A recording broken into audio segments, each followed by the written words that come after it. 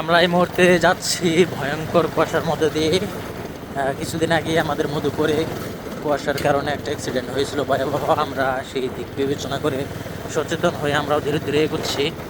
দেখুন, দূরে একটি গাড়ি রয়েছে, যার লাইটের আলো কিছুটা বোঝা যাচ্ছে যে না, দূরে একটি গাড়ি আছে।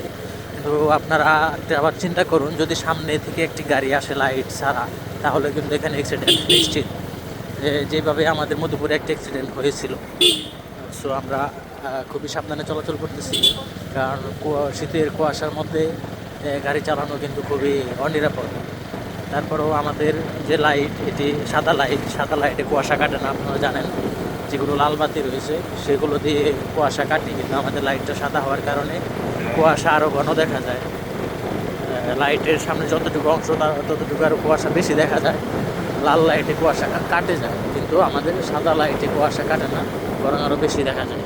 এখানে মনে হচ্ছে সামনে কবরস্থান থেকে ধোঁয়া আসতেছে। আমরা যদি রাত 3টার দিকে এদিকে আসি, কোনো জনমানবহীন যদি থাকে, তাহলে কিন্তু আমরা ভয় পাবো। যদিও আমি ভয় পাই না, কিন্তু মনের মধ্যে একটা আতঙ্ক থাকে। আর হুট করে যদি সামনে একটা লাশ থাকে, সাদা লাশ, তাহলে তো কথাই নাই, হয়তো সেখান থেকে আমরা ব্যাক করে চলে যাব, কারণ এত ভয়ঙ্করের মধ্যে যাওয়া পসিবল না। এরকম আরও ছোটো ছোটো ব্লগ দেখতে আমার চ্যানেলটি সাবস্ক্রাইব করে দিন, আর আমার টিকটক আইডিতে ফলো করে দিন। ধন্যবাদ সবাইকে। আসসালামু আলাইকুম।